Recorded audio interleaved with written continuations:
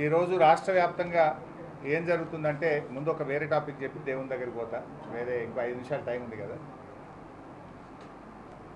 BRS party అధ్యక్షులు కేసీఆర్ గారి పిలుపు మేరకు రాష్ట్ర వ్యాప్తంగా రుణమాఫీ పైన బీఆర్ఎస్ పార్టీ ఆధ్వర్యంలో ధర్నాలు జరుగుతూ ఉన్నాయి.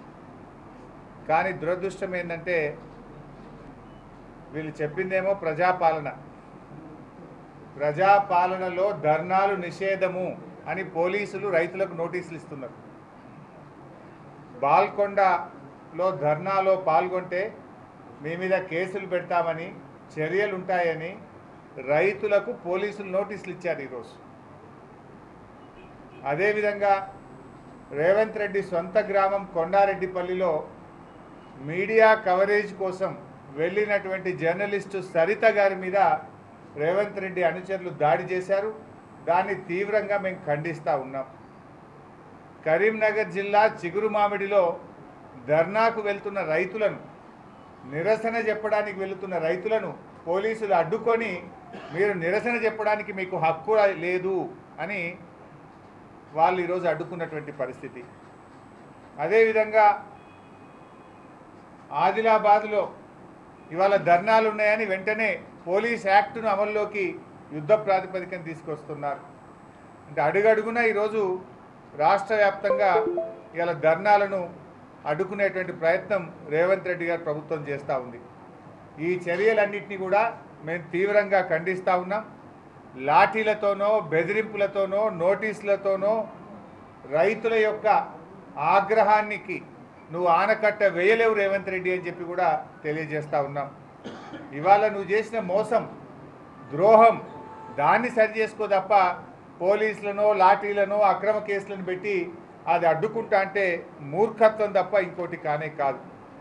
ఇవాళ రేవంత్ రెడ్డి గారు రైతుల రుణం మాఫీ చేస్తా, మొదటి సంతకం పెడతా, డిసెంబర్ 7 నాడే రుణం మాఫీ చేస్తా అని చెప్పినావు. కానీ ఈరోజు ఏం చేస్తున్నావు? రైతుల రుణం తీరుస్తా అని చెప్పి రైతులతోని రణం చేస్తూ ఉన్నాడు ఈ రేవంత్ రెడ్డి గారు. అన్నదాతకు అన్యాయం చేసినోడు ఇలా ఎప్పుడు కూడా బాగుపడడనే చరిత్ర చెప్తుంది. ఎద్దేడ్చిన వ్యవసాయం బాగుపడదు, రైతేడ్చిన రాజ్యం బాగుపడదని చెప్పి చరిత్ర మనకు చెప్పింది. కానీ ఇలా రేవంత్ రెడ్డి గారు ప్రభుత్వం ధర్నా చేస్తే, తమ హక్కులను అడిగితే, రుణమాఫీ కాలేదని ప్రశ్నిస్తే ఇలా అక్రమ కేసులు పెట్టి రైతుల్ని వేధిస్తూ ఉన్నారు. చివరికి జర్నలిస్టుల మీద కూడా దాడులు చేయడం అనేది చాలా తీవ్రమైనటువంటి విషయం. మాది ప్రజారాజ్యం అని గప్పాలు కొట్టినావు కదా రేవంత్ రెడ్డి. నీ ప్రజారాజ్యం అంటే, నీ ఇందిరమ్మ రాజ్యం అంటే అణిచివేయడమేనా? ఇందిరమ్మ రాజ్యంలో నిరసన చేసే హక్కు ఉండదా? ప్రజాపాలనలో రైతులు తమ బాధల్ని చెప్పుకొని తమ నిరసన చెప్పే హక్కు రైతులకు ఉండదా అని చెప్పి ఈరోజు రేవంత్ రెడ్డి గారిని నేను ప్రశ్నిస్తూ ఉన్నా. ఈ దుర్మార్గపు చర్యలను బీఆర్ఎస్ పార్టీ పక్షాన మేము తీవ్రంగా ఖండిస్తూ ఉన్నాం. నువ్వు ఎన్ని కేసులు పెట్టినా, ఎన్ని ఆంక్షలు పెట్టినా, చివరి రైతుకు రుణమాఫీ జరిగేదాకా బీఆర్ఎస్ పార్టీ ప్రధాన ప్రతిపక్షంగా నీ వెంటబడుతూనే ఉంటుంది, రైతుల పక్షాన పోరాటం చేస్తూనే ఉంటుంది అని చెప్పి రేవంత్ రెడ్డి గారి ప్రభుత్వాన్ని హెచ్చరిస్తూ ఉన్నాం. పోలీసులు కూడా చట్ట ప్రకారంగా మెదులుకోవాలి తప్ప చట్టాన్ని అతిక్రమించి ఈ ప్రభుత్వానికి కొమ్ము కాయొద్దని కూడా పోలీసులకు కూడా మేము హితవు పలుకుతూ ఉన్నాం. ఎందుకంటే ప్రజాపాలన అంటే స్వేచ్ఛ ఉంటుంది అనుకున్నారు అందరు. ఇవాళ నీ దగ్గర స్వేచ్ఛ ఎక్కడున్నది? నీ ప్రజాపాలన గుట్టు రట్టయిపోయింది. నీ ప్రజాపాలనలో నీ అబద్ధాలను, నీ మోసాలను నిలదీస్తే అన్ని కేసులు, అక్రమంగా నిర్బంధించుడు తప్ప ఇంకోటి ఏం కూడా ఈరోజు ప్రజలకు కనబడతలేదు. సో మిత్రులారా, ఈరోజు యాదాద్రి లక్ష్మీనరసింహస్వామి దర్శనానికి మేము వచ్చాం. మీ అందరికీ కూడా తెలుసు ఏం జరిగిందో కూడా మీ అందరికీ తెలుసు. ఈ రాష్ట్రంలో డిసెంబర్ 7వ తేదీన మా ప్రభుత్వం అధికారంలో వచ్చిన వెంటనే ఏకకాలంలో 2 లక్షల రుణమాఫీ చేస్తామని చెప్పింది రేవంత్ రెడ్డి గారా కాదా? ఏమైంది? డిసెంబర్ 7 ఎందుకు చేయలేదు నువ్వు? డిసెంబర్ 9 నాడు రుణమాఫీ చేస్తా అన్నావు, డిసెంబర్ 7 నాడే గద్దెకెక్కినావు. కానీ రుణమాఫీ మర్చిపోయినావు నువ్వు. ఈరోజు నువ్వు ఆనాడు ఎన్నికల ముందేమో, అసెంబ్లీ ఎన్నికల ముందు 6 గ్యారంటీలు హామీలతో ప్రజల్ని మోసపుచ్చినావు. పార్లమెంటరీ ఎన్నికలు వచ్చేసరికి నీ 6 గ్యారెంటీలను హామీలు ప్రజలు నమ్ముతలేరని చివరికి ఈయన గారు దేవుడి మీద ఒట్లు పెట్టే కార్యక్రమం స్టార్ట్ చేశాడు. ఏ ఊరికి పోతే ఆ ఊరు దేవుడి మీద ఒట్టు పెట్టి దేవుడా నీ మీద ప్రమాణం చేస్తున్నా 15 ఆగస్టు లోపు రుణమాఫీ చేసి తీరుతా అని చెప్పి ఈయన గారు చెప్పుకుంటూ వచ్చిండు. దాంట్లో భాగంగా యాదాద్రి లక్ష్మీనరసింహస్వామి మీద కూడా ఒట్టు పెట్టిండు కదా. లక్ష్మీనరసింహస్వామి తెలంగాణ కొంగు బంగారం, ఎంతో మహిమగల్ల దేవుడు. ఆయన మీద ఒట్టి పెట్టి మాట తప్పితే అది క్షమించరానటువంటి నేరం. అందుకే ఈరోజు ఆ దేవుని దగ్గరికి వచ్చినాం. ఆ దేవుడి మీద ప్రమాణం చేసి నువ్వు మాట తప్పినావు, పాలకుడే పాపం చేస్తే, పాలకుడే మాట తప్పితే ప్రజలకు రాష్ట్రానికి అరిష్టం వాటిల్లొద్దని ఈరోజు యాదాద్రి లక్ష్మీనరసింహస్వామిని వేడుకోవడానికి వచ్చినాం. ఈ పాపాత్ముని, ఈ దుర్మార్గుణ్ణి, ఈ దివాలాకోరు ముఖ్యమంత్రిని క్షమించండి. పాపం రేవంత్ రెడ్డి చేస్తే శిక్ష ప్రజలకు పడొద్దని, ఈ తెలంగాణ ప్రజలను చూసి ఈ రేవంత్ రెడ్డిని క్షమించండి, తెలంగాణ ప్రజల్ని దీవించండి అని చెప్పి యాదాద్రి లక్ష్మీనరసింహస్వామిని మేము వేడుకున్నాం. ఆయన పాదాల చెంతకు మేమందరం కూడా రావడం జరిగింది. మీకు తెలుసు మిత్రులారా, ఏం చెప్పిండు ఆ రోజు యాదాద్రి లక్ష్మీనరసింహస్వామి మీద?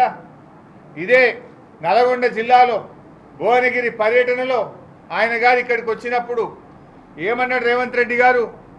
అటున్న సూర్యుడు ఇటు పొడిచినా, ప్రపంచం తలకిందులైనా, ఏది ఏమైనా, ఎవడున్నా ఎవడు పోయినా 15 ఆగస్టు లోపు రుణమాఫీ చేసి తీరుతాను రేవంత్ రెడ్డి చెప్పలేదా? మరి అయిపోయింది కదా 15 ఆగస్టు.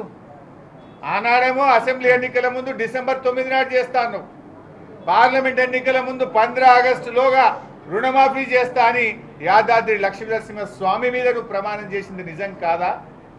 ఇది మోసం కాదా? ఇది రైతులకే కాదు, దైవ ద్రోహానికి పాల్పడ్డాడు రేవంత్ రెడ్డి గారు. ఈరోజు రైతులనే కాదు, దేవుణ్ణి కూడా ఇలా రేవంత్ రెడ్డి గారు మోసం చేసిండు. మరి అయిందా రుణమాఫీ? ఇలా ఏం జరిగిందో మీరు అందరు చూస్తున్నారు. 15 ఆగస్టు నాడు ఖమ్మం పోయిండు, రుణమాఫీ అయిపోయింది, హరీష్ రావు వాగుల దుంకు అన్నాడు, రాజీనామా చెయ్యి అన్నాడు. నేను అట్లా మాట్లాడను, నాకు విజ్ఞత ఉంది, నాకు సంస్కారం ఉంది. రేవంత్ రెడ్డి నువ్వు మాట తప్పితే ప్రజలే నీ సంగతి చూసుకుంటారు.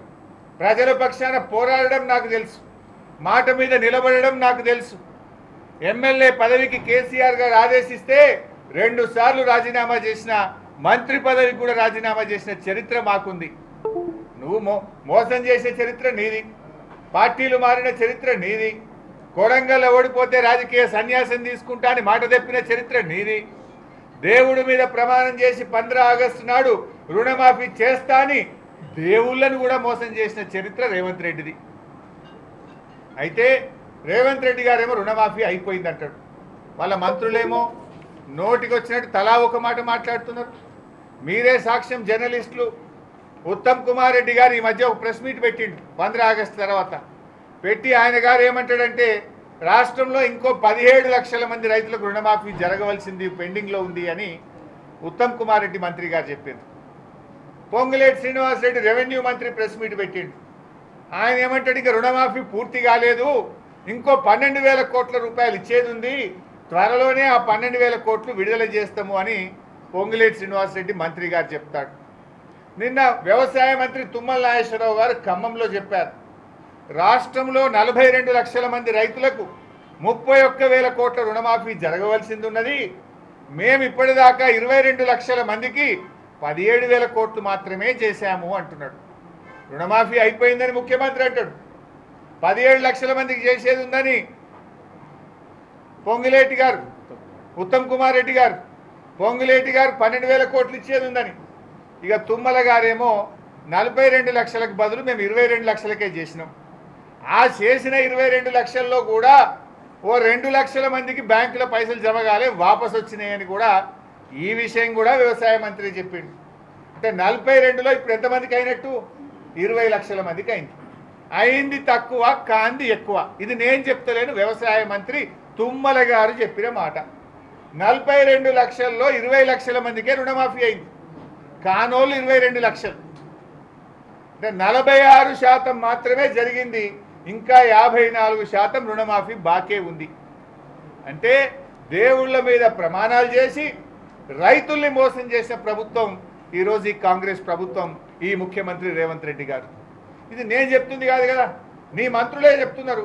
ఒక ఆయన 12,000 కోట్లు ఇవ్వాలంటుండు, ఒక ఆయన 17 లక్షల మంది రైతులకు ఇంక ఇచ్చేది ఉన్నదంటుండు, ఇంకొక ఆయనేమో 42 లక్షల్లో 20 లక్షల మందికే ముట్టింది, ఇంక 22 లక్షల మందికి ముట్టలేదు అంటుండు.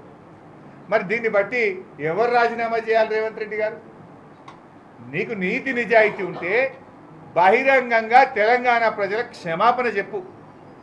తెలంగాణలో నువ్వు ఒట్టు పెట్టిన దేవుళ్ళ దగ్గరికి పోయి ప్రాయశ్చిత్తం చేసుకో.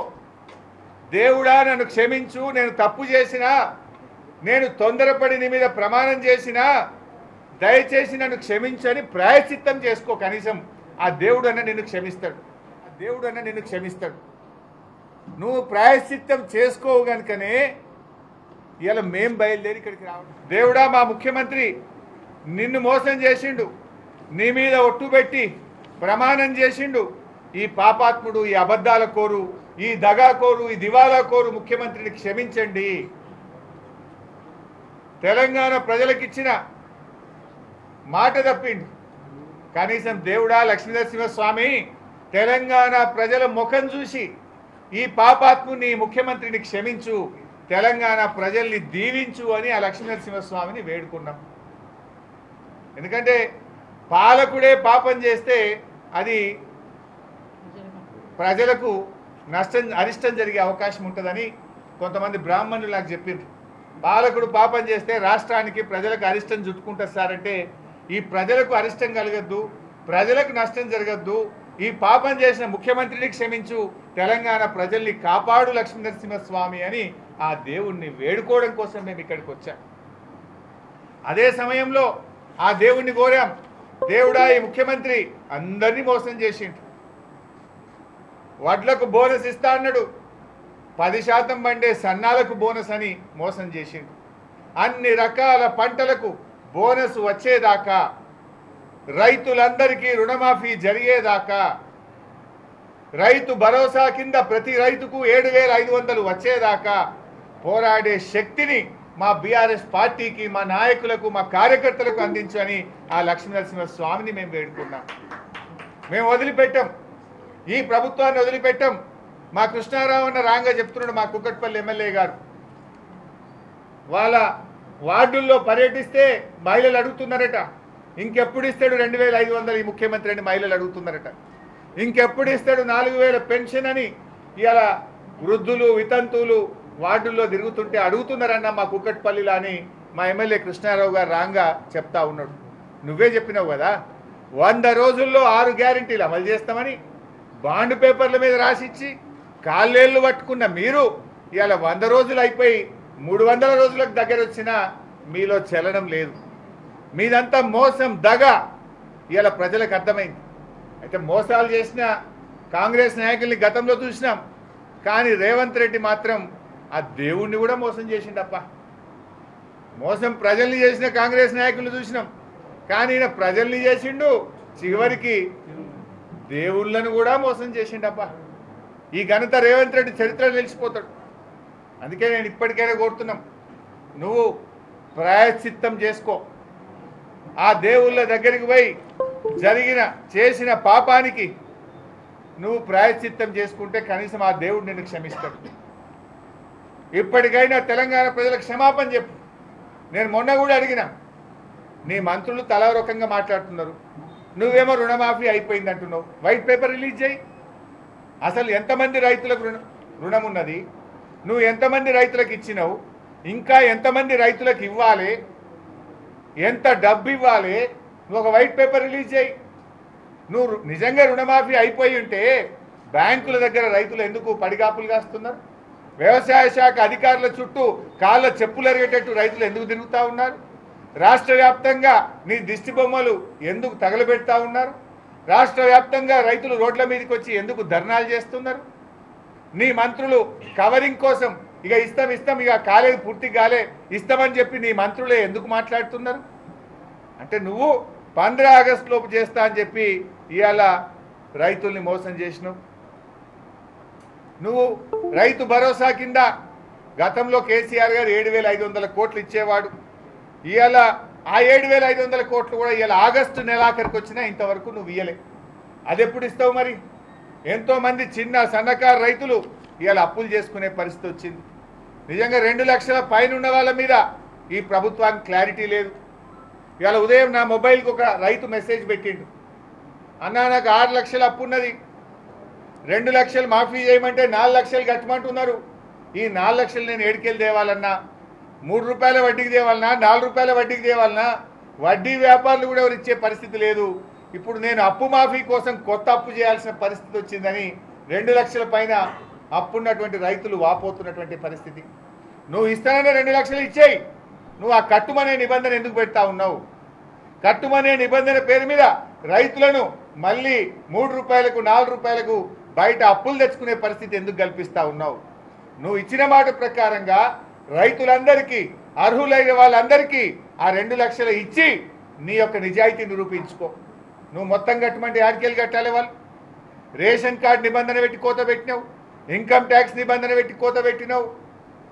చిన్న ఉద్యోగులకు, ఆర్టీసీ కార్మికులు, సింగరేణి కార్మికులు, ఉపాధ్యాయులు, రిటైర్డ్ ఉద్యోగులకు కూడా ఆపినావు కదా. స్పీకర్కి ఇచ్చినావు, ఎమ్మెల్యేలకు ఇస్తున్నావు, కానీ ఆర్టీసీ సింగరేణి కార్మికులు ఏం పాపం చేసిందే? చిన్న చిన్న వాళ్ళని ఇబ్బంది పెడతావు, వాళ్ళకెందుకు రుణమాఫీ చేయవు? చేసిన రుణమాఫీ కూడా ఆ చేసిన 20 లక్షల మంది రైతులకు చేసిన 17,000 కోట్లు కూడా పూర్తిగా చేయలే. మీరే సాక్ష్యం. మీరు ఏ రైతునని అడగండి. డిసెంబర్ 7 నాడు ముఖ్యమంత్రి గారు రుణమాఫీ చేస్తా అని చెప్పిండు, ప్రమాణ స్వీకారం చేసినాడు.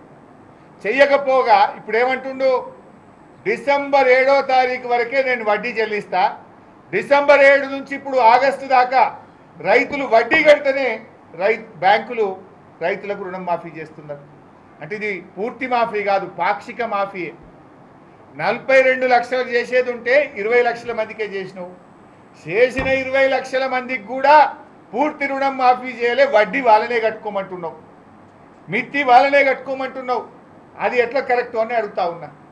నువ్వు డిసెంబర్ 9 నాడు చేస్తే మిత్తి వాళ్ళకి పడకపోవు కదా. నువ్వు డిసెంబర్ 9 నాడు చేయకపోవడం వల్ల, ఆగస్టులో చేయడం వల్ల ఈ 7 నెలల మిత్తి రైతులు ఎందుకు భరించాలి? తప్పు నీది, శిక్ష రైతులదా? నువ్వు ఆ వడ్డీ కూడా రైతులకు ప్రభుత్వమే చెల్లించాలని చెప్పి బీఆర్ఎస్ పార్టీ డిమాండ్ చేస్తూ ఉంది. ఇది యాదాద్రి లక్ష్మీనరసింహస్వామితో మా యాత్ర ప్రారంభమైంది. ఈ యాత్ర ఆయన ఎక్కడెక్కడ ప్రమాణం చేసిండో, ఆయన అన్ని దేవాలయాల మీద చేసిండు, మెదక్ చర్చి మీద చేసిండు, జహంగీర్ పీర్ దర్గా మీద కూడా చేసిండు. అన్ని చోట్ల పోతాం, అన్ని చోట్ల కూడా తప్పకుండా దేవుళ్ళని ప్రార్థిస్తాం. సిక్కు మతస్థుల్లో ఒకటి ఉంటుంది బైసాబ్, మీకు తెలుసు అనుకుంటా. ఎవరైనా అబద్ధం ఆడితే, తప్పు చేస్తే సిక్కు మతస్థుల్లో ఏం శిక్ష ఉంటుందో తెలుసా? దేవాలయాన్ని కడిగిపిస్తారు, మొత్తం దేవాలయాన్ని తుడిపిస్తారు, మొత్తం అది శుద్ధి చేపిస్తారు. అట్లా చేయి, నీ పాపమన్న పోతుంది. నువ్వు చేసిన తప్పులను దేవుడు అన్న క్షమిస్తాడు నిన్ను.